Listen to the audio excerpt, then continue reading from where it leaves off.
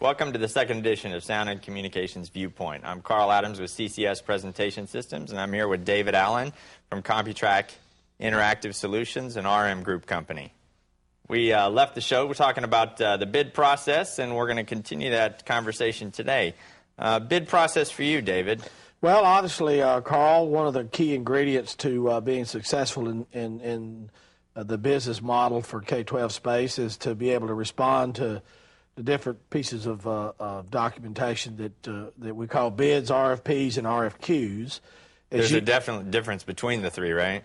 Yeah, as you well know, the typical approach is a bid, which a bid generally speaks directly toward the dollar amount. Right. Multiple vendors put in a bid for a specific commodity or product.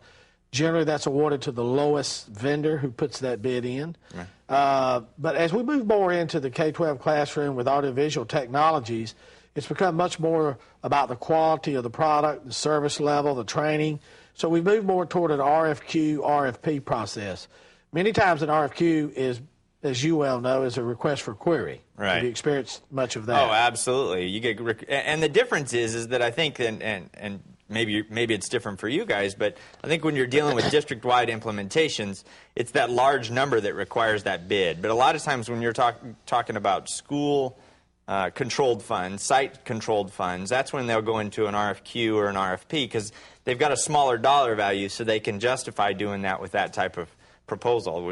Is that different in Well, for I you mean, guys? yeah, that's pretty much correct. An RFQ is a request for query, which typically is put out by larger systems, and it can be medium systems, who are looking to make a large acquisition of audiovisual solutions, but may not have the expertise of staff to write the bid or the RFP process itself.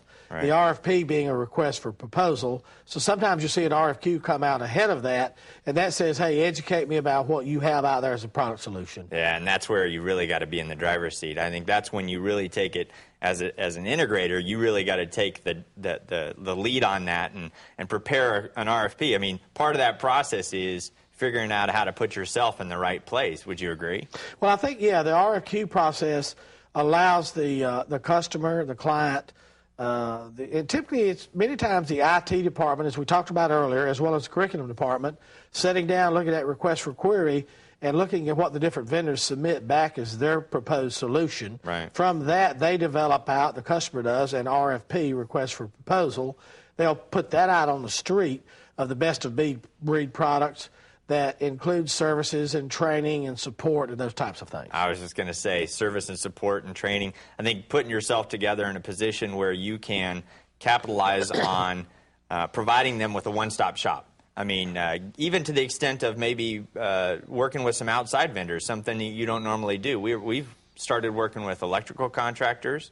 We're doing some work with painting contractors, believe it or not, drywall guys, IT guys, so that we can then take that to the district and provide them with a one-stop shop solution so that when that proposal goes out, I've got all the answers for them right from the beginning. Well, yeah, I would agree that the district's typically looking for a one-stop solution. They want one vendor to hold accountable for the process through the project management phase and deployment phase. I would caution the fact that when you start outsourcing different parts of your organization for that customer, you run some serious risk if you can't control, manage that outsourcing organization. Absolutely, I would agree with you. Sometimes being out of control of some piece of the puzzle just means that the process doesn't happen the way you expected it to, and you don't want your reputation to be scarred by that. Well, I think that's a good point. We talk about process and procedures.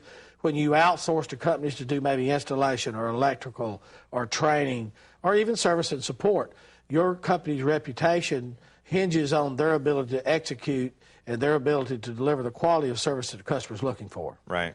So what other kinds of things do you run into? Politics? How do you guys, I mean, what kind of politics do you guys run into in the bid process? Well, typically in most institutions, there's already vendors and other contractors in there working who have relationships already with the districts. But one of the main things that I think that's to everybody's advantage is the purchasing department. Typically, in most school districts, does a good job of managing the RFP bid process, because the IT or curriculum department may put that RFP or bid out. Purchase department's job is to make sure that it's put out fair and equitably, that it comes in, it's evaluated fair and equitably, and awarded fair and equitably, as well as to enforce the fact that you do execute what was in that contract. Right, and the ugly thing about that is that they're going for the lowest price, and the lowest price doesn't mean the best value all the time, right? Well, they might not always go for the lowest price. Depends on if they're ordering singleton type products like a projector or a speaker system or something of that nature. Lowest price may meet their specifications, and they'll go for that. But typically, I've seen a lot of districts move more toward a matrix evaluation of the RFPs that come back in, and you get evaluated on the size of your company, how long you've been in business, how many times have you put these type solutions in, things of that nature. So it's awarded on a point system more so now than it is the lowest dollar amount. Okay, we're going to come right back. We're going to take a quick break for some messages, and we'll be back with more Sound and Communications Viewpoint.